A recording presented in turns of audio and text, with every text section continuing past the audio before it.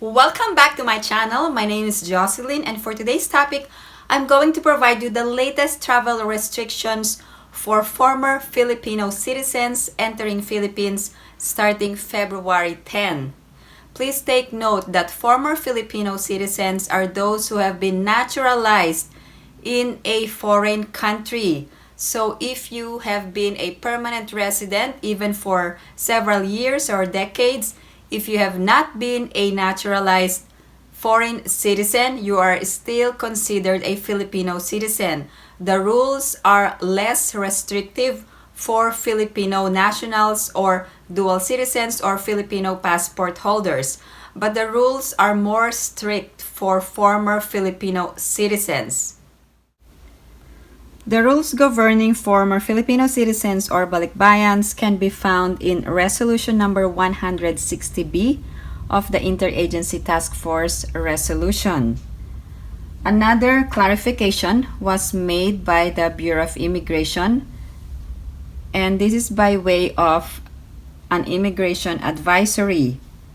It clarified the rules and guidelines for all passengers and also former Filipino citizens and foreign spouse or child or children traveling together.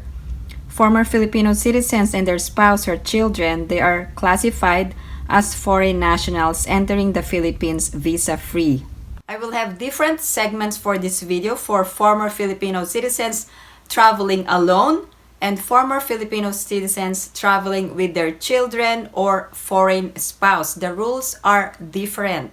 I was able to compare and analyze the non-compliance for former Filipino citizens and foreign nationals in the visa-free countries are more strict. Non-compliance will result to exclusionary proceedings. You will need to comply with the requirements, otherwise you will be denied entry or denied boarding. As I've mentioned, the rules for former Filipino citizens are outlined under IATF Resolution number 160B, and there was also a guideline or advisory from the Bureau of Immigration for former Filipino citizens or balikbayans traveling with their foreign spouse or with their foreign children. Here are the rules for former Filipino citizens traveling alone. Here are the requirements. Please take note that the rules can change anytime, but this is based on the latest IATF and Bureau of Immigration advisory. First, you must be fully vaccinated. Second requirement is that you must carry or possess an acceptable proof of vaccination. I will discuss later on in this video regarding this proof of vaccination.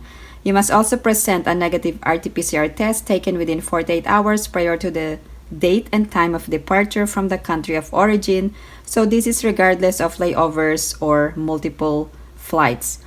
Also, you must have a passport valid for at least 6 months at the time of their arrival to the Philippines and must have valid tickets for their return journey to the port of origin or next port of destination, not later than 30 days from the date of arrival in the Philippines, and you must also obtain prior to arrival, a travel insurance for COVID treatment costs from reputed insurers with a minimum coverage of $35,000 for the duration of your stay in the Philippines. I also have a separate video for that. Here are the requirements for former Filipino citizens traveling with their children or spouse. Here are the requirements for those traveling with their foreign spouse. First, the foreign spouse must be a national of country included under Executive Order number 408 for a visa-free entry in the Philippines, and this is for 30 days. The foreign spouse must be fully vaccinated, must carry or possess an acceptable proof of vaccination, also must present a negative RT-PCR test within 48 hours prior to the date and time of departure from the country of origin, also must have a valid ticket for the return journey or in short return or onward ticket not later than 30 days from date of arrival in the Philippines, and must have a passport valid for at least 6 months at the time of arrival. Also must have a travel insurance for COVID-19 with a minimum coverage of $35,000 US. Here are the rules for former Filipino citizens traveling with foreign child or children. Let's start with unvaccinated minor children below 12 years of age. If they are traveling with their fully vaccinated foreign parent, they can still enter, and those 12 years to 17 must follow their vaccination status, and the foreign parent must accompany unvaccinated minor child.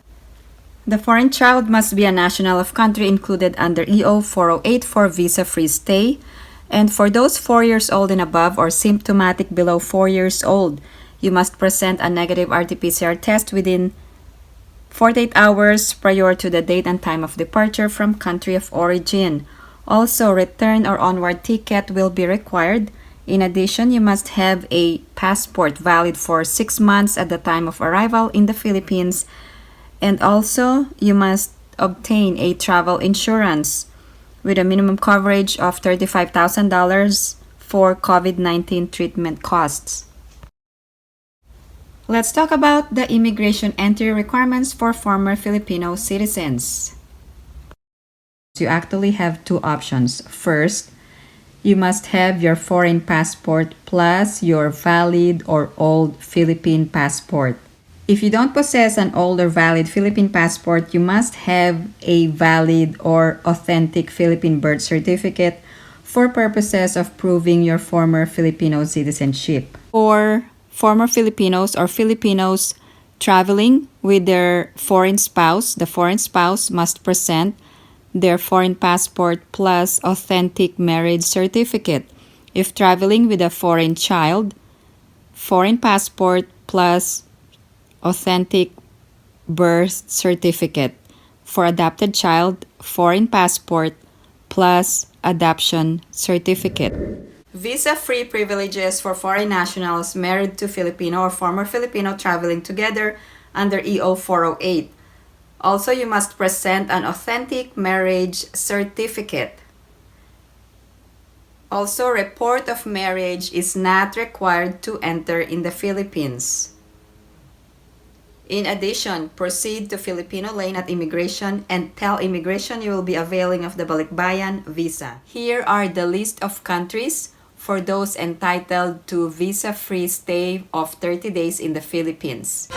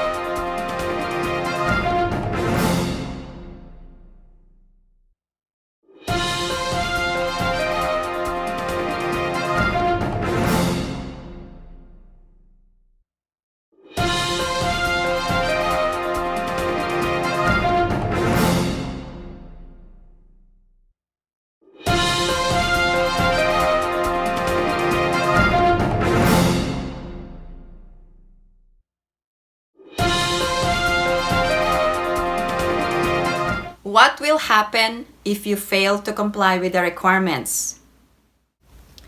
Visa-free nationals who fail to comply with the conditions and requisites shall be denied admission and shall be subject to appropriate exclusionary proceedings. Here are the travel requirements for former Filipino citizens or their foreign child or foreign spouse. You must have a 48-hour negative RT-PCR test. Also, the test must be taken within 48 hours prior to the date and time of departure from the country of origin or first port of embarkation in a continuous travel. Regarding negative RT-PCR test taken within 48 hours prior to departure from country of origin, so how to count this? For example, flight is February 2nd, 3:48 p.m. Count back 48 hours from 3:48 p.m. And then take your RT-PCR test within 48 hours. This is just an example. 3:48 Las Vegas, February 2nd, you are departing. So this is regardless of straight flight or connecting flights. And then you arrive San Francisco 5:25. You have a 4 hours of layover. 9:30 p.m. leave San Francisco, and you have a 15-hour flight from San Francisco to Manila on February 4. Also, there is no facility-based quarantine, but here's the requirement. You must self-monitor for any sign or symptom for 7 days, with the first day being the date of arrival, and you must report to the local government unit if there is a symptom. Also, for fully vaccinated, you must comply with the vaccination requirement. You must receive the second dose in a 2-dose series or a single dose more than 14 days prior to your flight. Also, the vaccine must be included in the emergency listing or list of compassionate special permit issued by the Philippine FDA or emergency use listing of the World Health Organization. Let's move on to the proof of vaccination. You must present an acceptable proof of vaccination, and only one is required: World Health Organization ICV or VaxCert PH or National or State Digital Certificate, which has accepted VaxCert under reciprocal agreement, or other proofs of vaccination permitted by the IATF. For the list of countries under the third option, I will provide the list of countries. Here are the approved vaccines for use in Philippines: Novavax formulation, Pfizer, also Moderna. Other vaccines are Sputnik, Janssen or Johnson & Johnson, Oxford AstraZeneca, Covaxin, and Sinopharm, and also the Sinovac vaccine from China is also acceptable.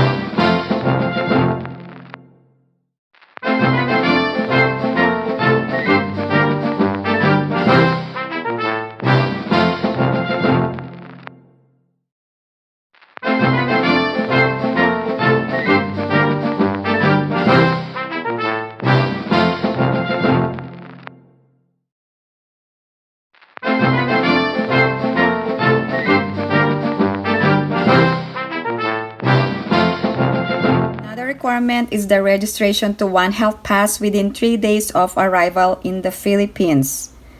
Click on the One icon, and then there's a word register. Click on the One icon, and then it will direct you to the healthcare platform. You must also upload proof of vaccination and negative RT-PCR test in the One Health Pass. For those required to quarantine in a hotel facility, must have confirmed hotel booking. Go to One Health Pass and find the quarantine facility list. For those with connecting flights, pre-book your hotel at the first point of entry and not on final destination. In addition, please register through the Traze Mobile Application. For those asking regarding the use of face shield and a face mask, face shield is optional in alert levels 1, 2, or 3. Here are the complete rules regarding the use of face shield. Please refer to this guidance. Also, the rules can change anytime, but face mask is still required. Regarding the requirement of a travel insurance, I actually have a video on that, and I would recommend to check it out. If you're going to be affected by this new travel protocol, please share in the comment section below your travel experience. Thank you guys for supporting my channel, and if you have any other questions or comments, please post them down below and I will get back to you as soon as I can. Thank you guys for watching, and if you haven't liked this video, please give it a big thumbs up. And if you haven't subscribed to my channel, please subscribe and hit that notification bell. I always welcome new subscribers. Thank you guys for supporting my channel. I hope everyone is staying safe and have a great day.